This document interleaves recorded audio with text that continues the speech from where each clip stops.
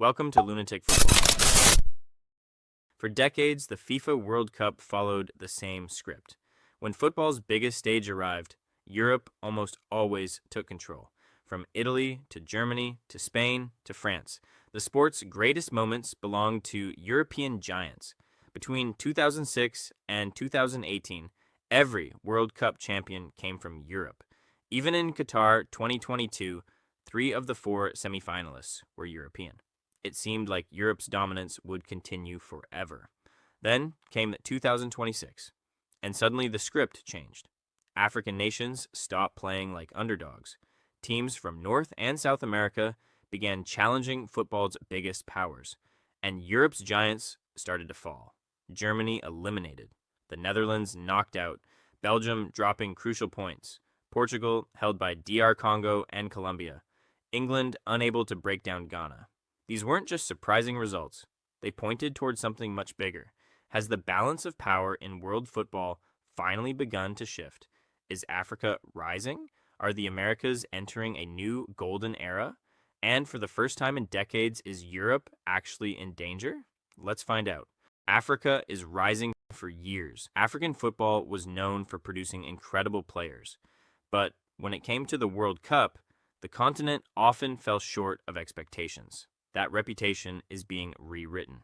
The 2026 FIFA World Cup has shown an Africa that is more organized, more confident, and more dangerous than ever before. The results speak for themselves. Cabo Verde stunned the football world by holding Spain to a goalless draw, then followed it up with another impressive 2-2 draw against Uruguay, and lastly showing a great performance against Argentina. Egypt earned a point against Belgium. DR Congo frustrated Portugal. Ghana shut out England in 0-0 draw.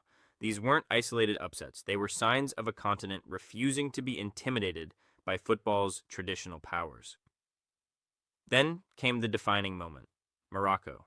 After their historic run in Qatar 2022, many wondered whether it was a once-in-a-generation story. Instead, they answered on the pitch, sharing draw with the mighty Brazil.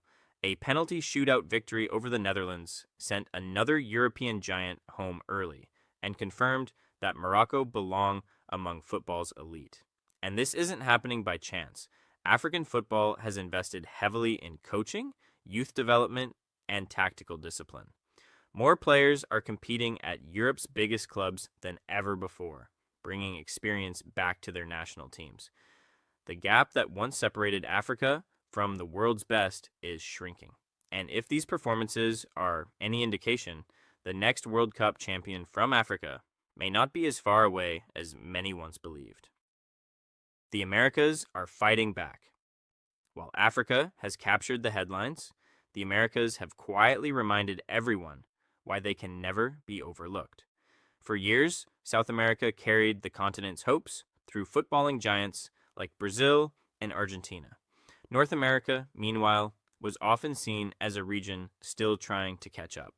But this World Cup has told a different story. The quality isn't limited to just a few nations anymore. For the first time in years, all 3 host nations, the United States, Canada, and Mexico, have reached the round of 16, showing just how much football has grown across North America. Canada delivered one of the tournament's most dominant performances, dismantling Qatar 6-0.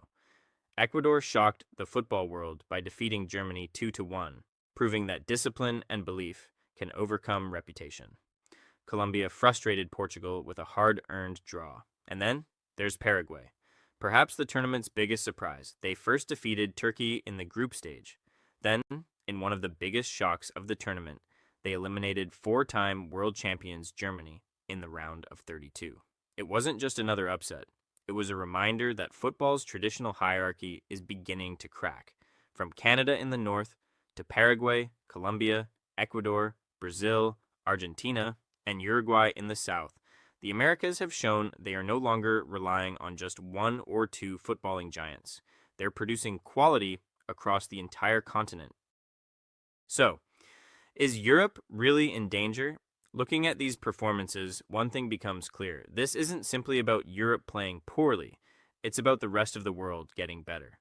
For decades, Europe enjoyed clear advantages: better academies, better coaching, stronger domestic leagues, and access to the world's biggest clubs. But that advantage is shrinking. Today's African, Asian, and American stars are developing in the very same academies, playing in the same elite leagues, and competing against the same world class opponents every week. The experience gap has almost disappeared. Europe still has some of the strongest teams in world football, but being European is no longer enough to guarantee success. Every match now feels like a genuine contest, and that's something we haven't been able to say for a very long time. So, is Europe really in danger, or are we simply witnessing the most competitive World Cup in football history? Drop your answer below. Subscribe for daily World Cup content. You do not want to miss what is coming next.